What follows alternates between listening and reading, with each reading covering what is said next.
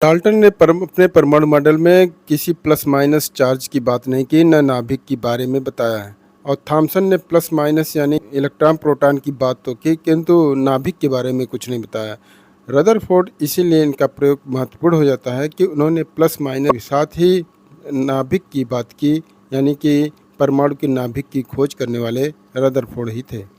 Rutherford ने परमाणु के नाभिक की खोज अल्फा कण प्रकीर्णन के प्रयोग के द्वारा की। आइए देखते हैं रदरफोर्ड का नाभिकीय परमाणु मॉडल। रदरफोर्ड का नाभिकीय परमाणु मॉडल। रदरफोर्ड ने 1911 में सोने की पतली पन्नी पर रेडियम से प्राप्त अल्फा कणों की बौछार करके एक महत्वपूर्ण प्रयोग किया। अल्फा कण 2He4 2 इकाई धनावेशित कण हैं जिनका 4 इकाई द्रव्यमान होता है। इस प्रयोग को निम्नलिखित परीक्षणों के आधार पर विचार किया गया है। पहला, अधिकांश अल्फा कण पन्नी के आर पार सीधी रेखा में चले गए जैसे परमाणु खोखला हो। दूसरा, कुछ कण अपने मार्ग से 90 अंश या उससे अधिक कोण से विचलित हो गए जैसे किसी वस्तु से प्रतिकर्षित हुए हों। तीसरा, बहुत थोड़े अल्फा कण इस प्रकार वापस लौट आए जैसे किसी ठोस, अभेद्य तथा प्रतिकर्षी वस्तु से टकराए हों।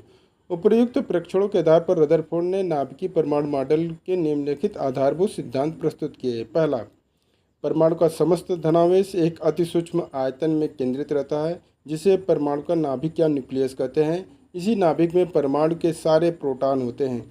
नाभिक का व्यास 10⁻12 सेमी से भी कम होता है। इसी धनात्मक विद्युत आवेश युक्त पिंड से टकराकर अल्फा किरणें या तो वापस लौट जाती हैं या अपने मार्ग से बहुत अधिक मुड़ जाती हैं। दूसरा, नाभिक के बाहर चारों ओर रिक्त स्थान होता है जिसमें इलेक्ट्रॉन वितरित रहते हैं। क्योंकि परमाणु विद्युत उदासीन होता है, इसलिए नाभिक के चारों ओर इलेक्ट्रॉनों की उतनी ही संख्या होती है जितने कि नाभिक में प्रोटॉन होते हैं। इसी कारण बहुत से अल्फा कण सीधे बाहर निकल जाते हैं। तीसरा, इलेक्ट्रॉनों का द्रव्यमान लगभग अपेक्षणीय होता है, अतः परमाणु का समस्त द्रव्यमान नाभिक में होता है। इन सिद्धांतों के आधार पर रदरफोर्ड ने एक परमाणु संरचना प्रतिपादित किया है। इनके अनुसार परमाणु के मध्य में धनावेशित नाभिक होता है। इस नाभिक के बाहर चारों ओर बंद कक्षाओं में इलेक्ट्रॉन घूमते रहते हैं।